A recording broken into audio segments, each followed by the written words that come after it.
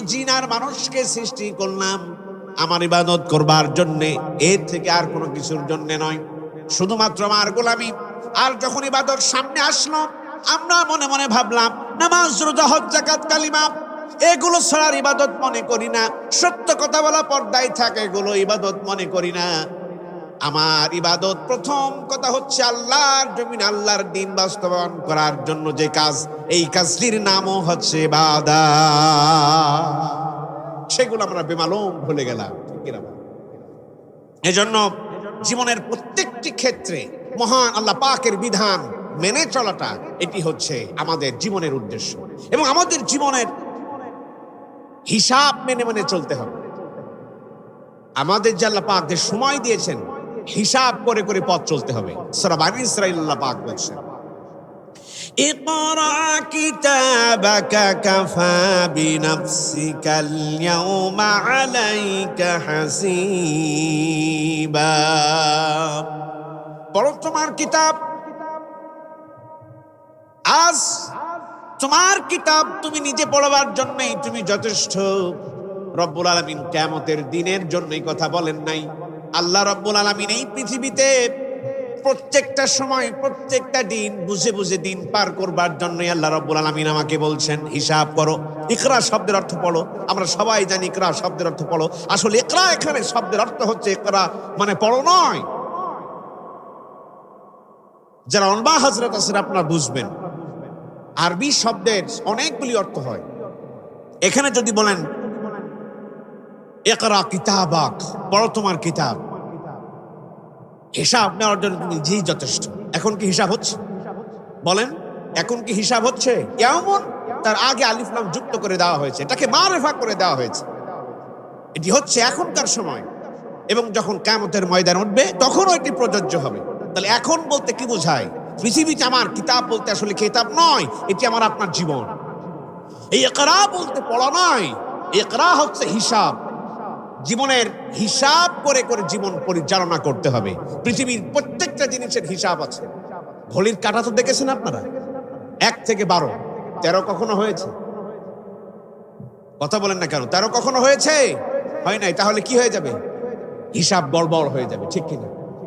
এশার সালাত আদায় করেছেন কয় রাকাত? কথা বলেন না। 4 রাকাত, 5 রাকাত কেন পড়েন নাই? বেশি সওয়াব হবে, বেশি পড়লে তো বেশি সওয়াব।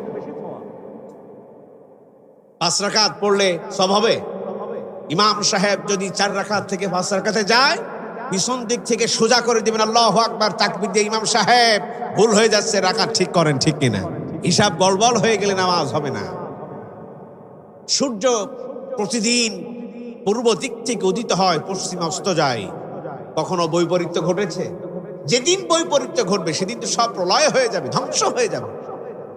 হিসাব যখন ব্যবসা বাণিজ্য আপনারা করেন, হিসাব রাখেন তো? নাকি কোনো খাতাপত্র নাই, কোনো হিসাব নাই? এরকম হয় কি? যদি খাতাপত্র বা হিসাব যদি না থাকে, হিসাব তো সব গড়বড় হয়ে যাবে। কথা বলেন ঠিক কিনা? হিসাব গড়বড় হয়ে গেলে আমও যাবে, সালাও যাবে। যদি ব্যবসার হিসাব থাকে, সময়ের যদি হিসাব থাকে, নামাজ আদায় করবার সময় যদি হিসাব থাকে, তাহলে আমার আপনার জীবনের কি হিসাব থাকবে না? তো আমার আপনার জীবনের হিসাব কোষে কোষে চলবার জন্য আল্লাহ রাব্বুল আলামিন নির্দেশ করেন, ইকরা, এটা পড়ো না, তোমার জীবন আজ থেকে, এখন থেকে হিসাব করে করে চলো। কোরআন পড়েছো কিনা? হাদিস পড়েছো কিনা? ইসলামী জ্ঞান অর্জন করেছো কিনা? জামাতে নামাজ আদায় করেছো কিনা? মানুষের হক আদায় করেছো কিনা? সামাজিক হক আদায় করেছো কিনা? ইসলাম প্রতিষ্ঠা হবে সেই ব্যাপারে ভূমিকা রেখেছো কিনা? নিজের ব্যাপারে আত্মসমালোচনা করেছো কিনা? সবগুলোই সর্বশেষ আজকের দিনের হিসাব তুমি রেখেছো কিনা, এটাও তোমার জন্য ফরজাই। বেমালুম ভুলে গেলাম। আমার আপনার জীবনে দেখেন কোনো হিসাব নাই। কখন খাচ্ছি, কখন ঘুমাচ্ছি, নামাজ আদায় হলো কিনা, কোনো হিসাব আছে? তাহলে কি আমার আপনার জীবনের হিসাব সব গড়বড় হয়ে যাবে? হিসাব গড়বড়, আমও যাবে, সালাও যাবে। তার মানে এহকাল পরকাল সব শেষ। কথা বলেন ঠিক কিনা? এজন্য আমার আপনার জীবনের অর্থ বুঝে আমাদেরকে সামনের দিন পা ফেলতে হবে। আমি ঠিক মতো নামাজ আদায় করছি কিনা, আমি আমার স্বামীর হক আদায় করছি কিনা, তা বুঝে শুনে পথ চলতে হবে, ঠিক কিনা বলেন? স্বামী দূর প্রবাসী, নিজের ইচ্ছা মতো আমরা চলছি, চলা যাবে না। নিজের জীবন প্রত্যেকটা সময় হক আদায় করে করে চলতে হবে। এই জীবনের হিসাব রাখাটা আল্লাহ রাব্বুল আলামিন ফরজ করে দিয়েছেন। ইকরা, এটা বলছেন আমরের সিগা, নির্দেশ করছেন আল্লাহ রাব্বুল আলামিন, হিসাব করো জীবন পরিচালনার ক্ষেত্রে। এজন্য ফাহইয়াকুম, আল্লাহ রাব্বুল আলামিন তিনি আমাদেরকে একটা জীবন দান করেছেন। বলুন আলহামদুলিল্লাহ। আমরা একটি হায়াত পেয়েছি, বলুন আলহামদুলিল্লাহ। এজন্য এই অল্প সময় ভাই একটু কাজে লাগান, একটু কাজে লাগান। যদি না লাগান আফসোসের কোনো শেষ থাকবে না, কোনো শেষ থাকবে না। আজকে আপনি যাই হন না কেন, চেয়ারম্যান হন, মেম্বার হন, হাজী সাহেব হন, মুফতি সাহেব হন, আর যাই হন না কেন, জীবনের অর্থ বুঝে যদি কাজ না করেন, ইহকাল পরকাল দুটাই গুজরা গিয়া। ঠিক কিনা বলেন? এজন্য আল্লাহ রাব্বুল আলামিন আমাদেরকে বলছেন ফাহইয়াকুম, আমি তোমাদের একটি জীবন দান করেছি। তার মানে আমি তোমাদের এই জীবনের অর্থ বুঝে, অর্থ খুঁজে জীবন পরিচালনা করবে, এটি হচ্ছে তোমাদের জন্য সাব্যস্ত। এরপর আল্লাহ পাক বলছেন আমাতাং, আমি তোমাদেরকে এই জীবন থেকে আবার তোমাদেরকে মৃত্যু ঘটিয়ে দিব। কি দিবেন? মৃত্যু ঘটাবেন। আল্লাহ পাক বলছেন কুল্লু নাফসিন যায়িকাতুল মাউত, প্রত্যেকটা প্রাণী তার মৃত্যু স্বাদ গ্রহণ করবে। একটি অনিবার্য একটা বিষয়, আমরা কিন্তু ভুলে গেছি, সবাই ভুলে যাই কিনা, অনিবার্য বিষয়, কিন্তু আমরা সবাই ভয় পাই। মৃত্যু থেকে আমরা ভয় পাই না? কি বলেন? মৃত্যু থেকে ভয় পাই তো সবাই, মৃত্যুর কাছে ধারের কাছে কেউ যেতে চায় না।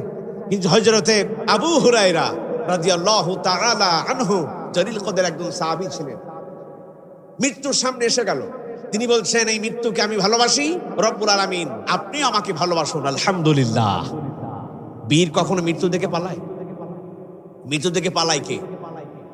পাপী, অহংকারী, ঠিক কিনা বলেন? জেনাকার, ব্যভিচারিণী, ব্যভিচারী, মানুষের হক ফাঁকি দেওয়া, ঋণগ্রস্ত, ঠিক কিনা বলেন? যার হৃদয়ে রয়েছে কলুষতা, যার হৃদয়ে রয়েছে অন্ধকার, সে ব্যক্তি তো মৃত্যু থেকে ভয় পায়। আর মুমিন সে মনে করে এটি হচ্ছে আল্লাহ পাকের জন্য সাক্ষাৎ, ঠিক কিনা বলেন? রাসূল কারীম সাল্লাল্লাহু আলাইহি ওয়াসাল্লাম মালাকুল মউত আসলেন, কি বলা হলো? মহান আল্লাহ রাব্বুল আলামিন আপনার জন্য সাক্ষাতের বন্দোবস্ত করেছেন, আপনার রায়। তিনি বলেন সাক্ষাতের জন্য আমি প্রস্তুত। আলহামদুলিল্লাহ। মুমিনের মৃত্যু কেমন হবে? যেন এই মৃত্যু মহান আল্লাহ পাকের সাথে আমার দিদার হবে, আমার সাক্ষাৎ হবে, এটি কোনো ভয়ের কোনো বিষয় নয়। আর মৃত্যু থেকে শুধুমাত্র আমরা পালাই। আল্লাহ পাক বলছেন মৃত্যু থেকে পালাও। কোথায় পালাবে? কোন কোথায় পালাবে? সিন্ধুকের মধ্যে, গহীন অতল তলদেশে, শূন্যের উপরে? কোথায় পালাবে?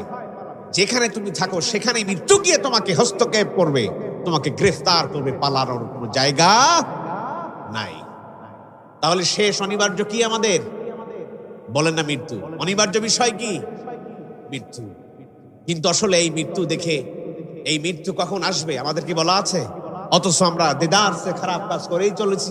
খারাপ কাজ করেছি, জেনা, ব্যভিচার, মদ, জুয়া, রাহাজানি, মানুষের হক আদায় করার, হক নষ্ট করার, সব সমানে করছি। অথচ অনিবার্য বিষয় এই হচ্ছে মৃত্যু। আমরা সেই ভালো মৃত্যুর দিকে এগিয়ে যাব। আল্লাহ রাব্বুল আলামিন কবুল করুক, আল্লাহুম্মা আমিন। ভালো মৃত্যু যদি নসিবে জোটাতে হয়, তাহলে আমার আপনার কপালে জুটাতে হবে শাহাদাত। কি জুটাতে হবে? শাহাদাতের মৃত্যু। এর থেকে আর ভালো মৃত্যু হতে পারে না। এজন্য মৃত্যু তো আমাদের সেই রকম বাজার করা বলদ যেমন হাতে থলি নিয়ে বাজার নিয়ে যায়, শাহাদাতের মৃত্যু তো আমরা থলিতে করে নিয়ে বেড়াই। কথা বলেন ঠিক কিনা? যেখানে প্রয়োজন হবে সেখানে ঢেলে দেব, ঠিক কিনা? জীবন, মৃত্যু, আর সেই মৃত্যু হবে শাহাদাতের মৃত্যু। রাজি আছি তো ইনশাল্লাহ? রাজি আছি তো ইনশাল্লাহ? বর্তমান সময়ে চতুর্দিকে যখন ষড়যন্ত্র চলছে, ষড়যন্ত্রের মহড়া যখন শুরু হয়েছে, শুধুমাত্র আমাদেরকে সেই দ্বীন ইসলাম প্রতিষ্ঠার জন্য জীবনের রক্ত আর জীবনের বিনিময় ছাড়া এই ষড়যন্ত্র মোকাবেলা করা সম্ভব নয়। এই জন্য জীবন মৃত্যুর সন্ধিক্ষণে আমরা এখন সময় পার করছি। চতুর্দিকে আপনারা ষড়যন্ত্র দেখতে পাচ্ছেন, সেই ষড়যন্ত্র মোকাবেলা হবে জীবনের রক্ত দিয়ে। কথা বলেন ঠিক কিনা? পারবেন তো ইনশাল্লাহ? কারা কারা পারবেন তো হাত উঁচু করে আল্লাহকে দেখান। লিল্লাহি তাকবীর।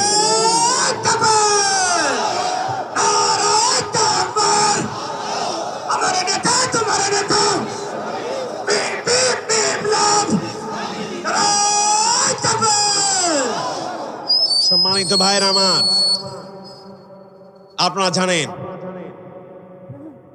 গত মাস প্রায় পেরিয়ে যাচ্ছে, শাহাদাতের সুমীয় পেয়ালা তিনি পান করেছেন আমাদের সম্মানিত শরীফ উসমান বিন হাদি ভাই। জীবন কেড়ে নেওয়া হলো, শাহাদাতের তামান্নায় উজ্জীবিত তার জীবন আমাদের থেকে চিরবিদায় নিয়েছেন। মৃত্যু তেমন মৃত্যু হবে, কথা বলেন ঠিক কিনা? গরু ছাগলও তো মৃত্যুবরণ করে, তার জন্য কেউ চোখের পানি ফেলে না, ঠিক কিনা? তিনি চিরবিদায় নিয়েছেন। অজানা পথিক কবর ধরে ধরে কান্নাকাটি করে, এমন কোন মানুষের নাই যে চোখে পানি আসে নাই, ঠিক কিনা বলেন? আমি হাম, আমি মাতুব্বার, আমি পিতা, জানাজার সময় 5 জন লোক জোগাড় করতে পারো না বেটা, ঠিক কিনা বলেন? এইরকম মৃত্যু আমরা কামনা করি না। যেই মৃত্যুতে মানুষেরা মিষ্টি বিলায়, এই মৃত্যু আমরা কামনা করি না। যেই মৃত্যুতে মানুষেরা দুহাত উঁচু করে আল্লাহর দরবারে ফরিয়াদ করে, আমরা সেই রকম মৃত্যু নিয়ে ঘুরে বেড়াই। এজন্য আগামী দিন এই মৃত্যু হবে সর্বশেষ ফাইসালা, কথা বলেন ঠিক কিনা? এজন্য মৃত্যু হবে ভালো মৃত্যু। কি হবে? ভালো মৃত্যু। মৃত্যু দেখে আমরা ভয় পাই না, আমরা শুধু ভয় পাই আল্লাহকে দেখে। মৃত্যু আমাদের একটা বন্ধন, মৃত্যু আমাদের একটা সাঁকো, এপারে আমি ওপারে আল্লাহর সাথে দিদার হয়ে যাওয়া। সুবহানাল্লাহ। মৃত্যু দেখে আমাদের ভয় নাই। মৃত্যু দেখে সেই তো পালাবে যে নেফাকি, মৃত্যু দেখে সেই তো পালাবে যে স্বৈরাচার, ঠিক কিনা বলেন? এজন্য আম্মা চান আল্লাহ রাব্বুল আলামিন তিনি আমাদেরকে মৃত্যু দান করাবেন। কি মৃত্যু নিতে চান? বলেন শাহাদাতের মাউত। কি মৃত্যু নিতে চান? শাহাদাতের মাউত। যেই মৃত্যুতে আল্লাহর